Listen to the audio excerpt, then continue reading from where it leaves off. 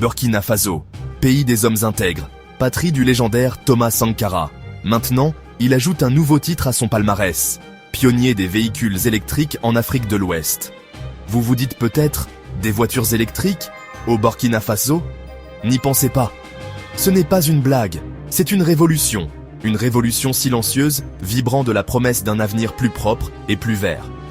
Le Burkina Faso, comme beaucoup de pays en développement, a toujours été fortement dépendant des combustibles fossiles importés. C'est cher, ça pollue, ce n'est tout simplement pas durable.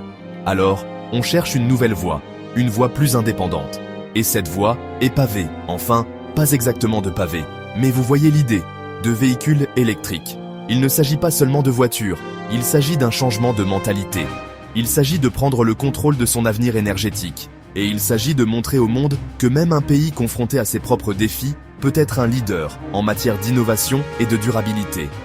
Le Burkina Faso appuie sur l'accélérateur et le monde regarde.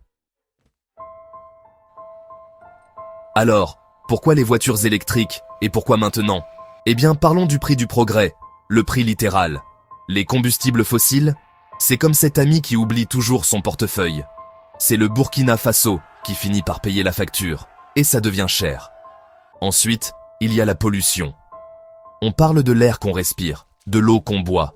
Ce n'est pas seulement un problème burkinabé, c'est un problème planétaire. Mais voilà le truc. Passer à l'électrique, ce n'est pas seulement sauver la planète, c'est aussi du bon sens.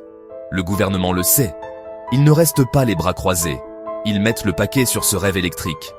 On parle de politique conçue pour rendre les véhicules électriques plus abordables, plus accessibles. Pensez aux allègements fiscaux, aux incitations, à tout l'attirail. Ils voient dans le potentiel, non seulement pour un environnement plus propre, mais aussi pour une économie plus forte. C'est là que les choses deviennent vraiment intéressantes, parce qu'il ne s'agit pas seulement d'importer des voitures électriques sophistiquées d'autres pays. Le Burkina Faso retrousse ses manches et construit son propre avenir électrique. Place aux héros locaux.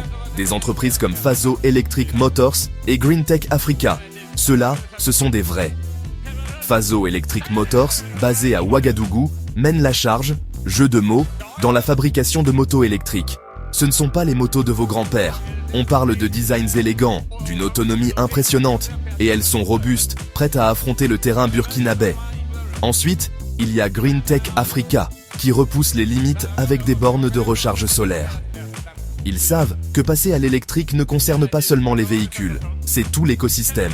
Et cela inclut de s'assurer que ces batteries restent chargées en utilisant la puissance du soleil africain. Bon, ce n'est pas tout rose et électrique. Il y a quelques obstacles sur la route d'un avenir électrique. Commençons par l'éléphant dans la pièce, les batteries. Ces choses coûtent cher. Et on ne parle pas seulement du coût initial. On parle de la durée de vie, du recyclage, de tout le bazar.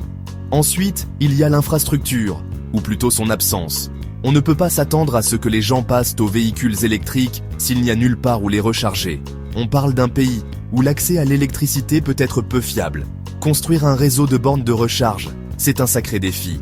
Et n'oublions pas le réseau électrique lui-même. Peut-il supporter la charge supplémentaire de tous ces véhicules électriques? Ce sont de vrais défis, sans aucun doute. Mais les défis ne sont que des opportunités déguisées, n'est-ce pas?